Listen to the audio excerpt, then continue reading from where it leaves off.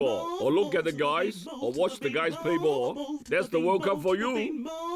We are the official TV broadcaster that carries all 64 matches of the 2014 FIFA World Cup. From June 12, we will live broadcast all matches on TVB Sports and TVB Window. Join us on all the group stage actions, deciding the final 16 lineup, the key knockout contests advancing to the semifinals, and the final match on July 13.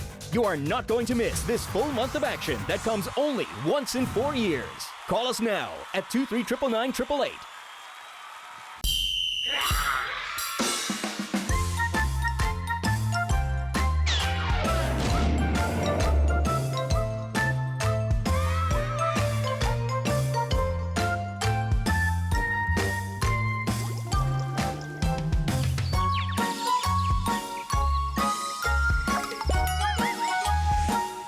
Childhood is priceless.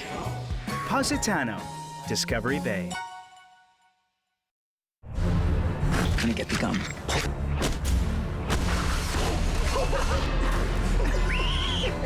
I'm sorry. How is this guy's problem?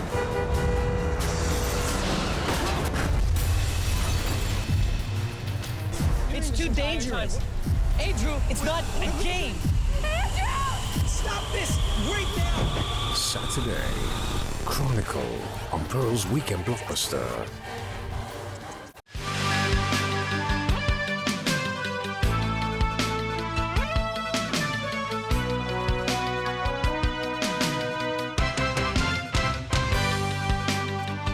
Welcome back. Organizers of the July 1st rally say they don't plan any civil disobedience during the event, but they're prepared to provide support to the Federation of Students, which plans to carry out a trial run of the Occupy Central movement at the end of the rally. Evelina Leung reports. Fight for civil nomination of chief executive candidates, abolishing functional constituencies in LegCo, and the stepping down of Chief Executive Leung Chun-ying. These are the main themes of this year's July 1st rally. The rally will start at 4 p.m. and participants will march from Victoria Park to Chater Garden in Central. You can see that the political reform constitutions have already ended. We expect that in August that the CCP government may have some feedback or will give us one proposal by the government. So in this time frame, between July and August, we believe that only a great democratic movement and social movement can make us have a better chance to fight for civil nominations and other proposals that guarantee democracies to the people. Organizers said they have no plans to carry out any civil disobedience campaign during the rally.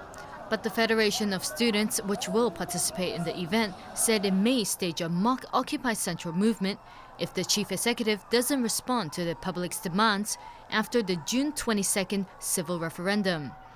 The Civil Human Rights Front said it's prepared to provide support to the Federation if the mock event indeed takes place. The rally organizer complained that the police have been especially harsh on them this year and have so far refused to block off 6 traffic lanes for the event. A mother suspected of killing her 18-month-old daughter in Sham Shui Po last night is a welfare recipient. Secretary for Labor and Welfare Matthew Jung said today the government will extend whatever help it can to the family. The woman's 9-year-old son was not harmed, and officials are following up on his particular situation. Police arrested the woman in connection with the chopping attack that happened in a flat in Wing Chong Estate. The 36-year-old suspect has been transferred to a psychiatric hospital. A massive manhunt continues this hour in the Canadian province of New Brunswick after 3 police officers were shot dead and 2 others were injured. Parts of the city of Moncton are under lockdown, and residents have been told to stay inside. Police are searching for 24-year-old Moncton resident Justin Bork in connection with the shootings. They think he may be hiding out in a nearby wooded area. The incident began when police responded to a call about an armed man in military camouflage roaming the area last night. To the United States, where a political firestorm continues to take a toll on the Obama administration over the release of 5 Taliban commanders in return for 1 American soldier. Critics insist the deal was illegal, irresponsible, and will cost American lives. Securing the release of the only American prisoner of war, Bo Bergdahl, was supposed to be the icing on the cake as Barack Obama announced the withdrawal of troops from Afghanistan. But that blew up in his face, say Republicans in Congress. I think the White House was looking at a twofer to announce in 1 week that we're going to withdraw from Afghanistan, ending the longest war in U.S. history. And oh, by the way, as Commander-in-Chief, I secured the last captive of that war, the only captive of that war. In my opinion, there's no question that the president violated the law by not notifying Congress. But the exchange of 5 hardcore, hardest of the hardcore, Al-Qaeda/Taliban will pose a threat to the United States of America and the men and women who are serving. Equally disconcerting are comments by Bergdahl's Army comrades that he deliberately deserted his post in Afghanistan. Even the State Department sidestepped questions about Bergdahl's mysterious disappearance. How he ended up in Taliban captivity is wholly unrelated to whether or not we should have brought him home. But the controversy proved too much for Bergdahl's hometown in Idaho, where they canceled his welcome home party.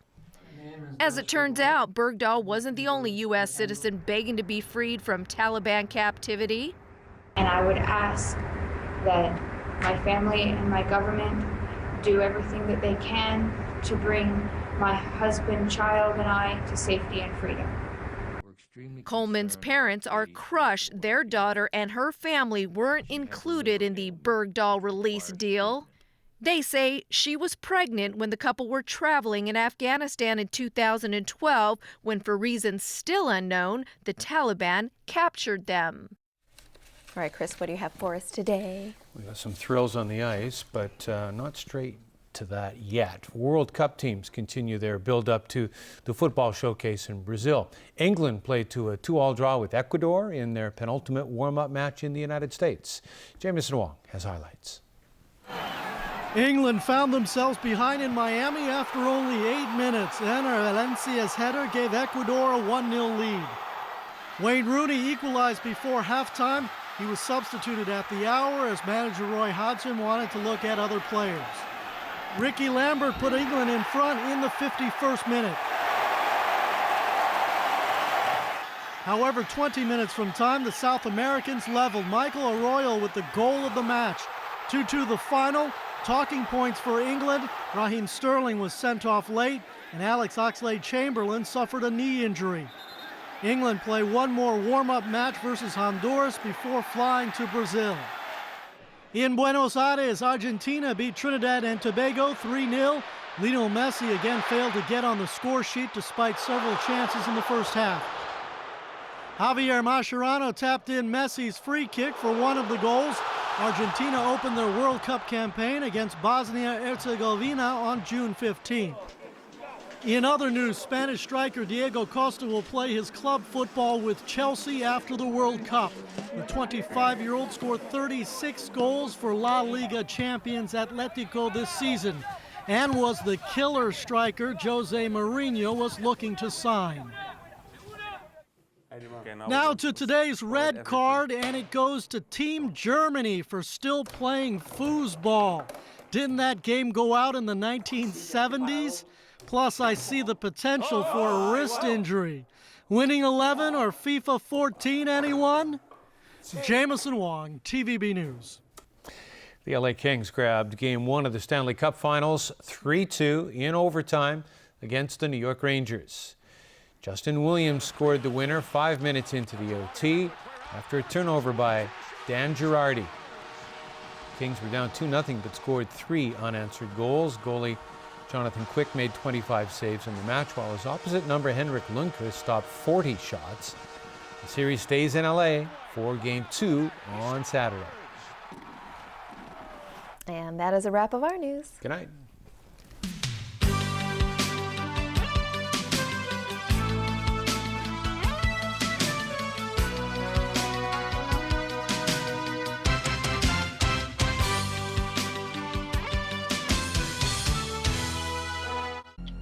A high school teacher recounts chasing a gunman out of the building. That our school and our children need to be the most important thing we have.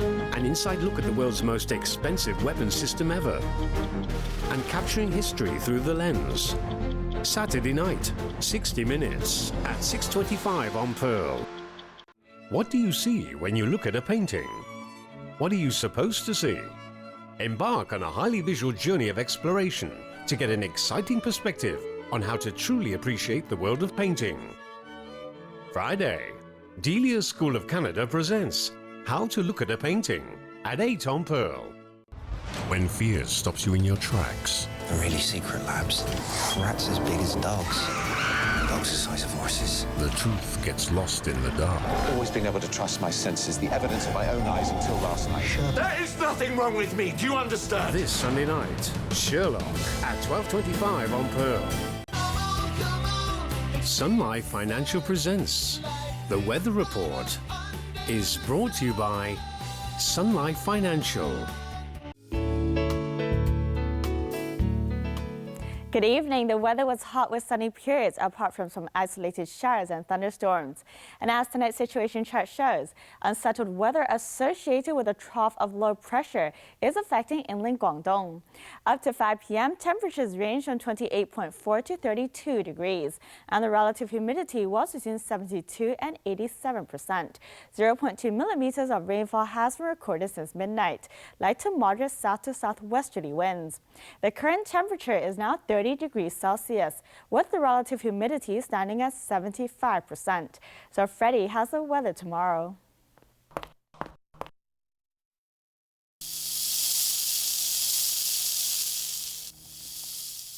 It will be mainly cloudy with a few showers and isolated thunderstorms. Sunny intervals tomorrow. Temperatures will range between 28 and 32 degrees. There will be a few showers on Saturday. Tomorrow's air quality health index is forecasted low. The maximum UV index forecast for tomorrow will be about 10. And here's the latest global weather update. Cloudy in Shanghai, showers in Taipei and Xiamen. Thunderstorms in Guangzhou, cloudy in Chengdu. Rain in Beijing, cloudy in Seoul. Thunderstorms in Bangkok, rain in Ho Chi Minh City. Showers in Kuala Lumpur. Sunny in New Delhi and Karachi. Bright in Cairo. Showers in Brisbane and Sydney. Sunny in Toronto. Sunny in Vancouver. Bright in Brasilia. Sunny in Paris, Amsterdam, and Zurich. And that's the weather. Have a lovely evening. It was brought to you by Sun Life Financial. Life's brighter under the sun.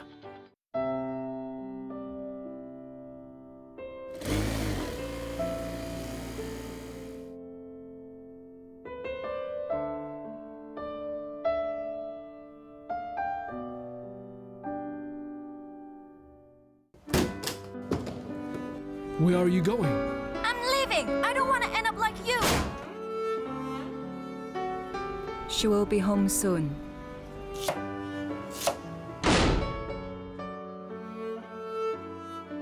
What were you going to tell us? We are getting married abroad.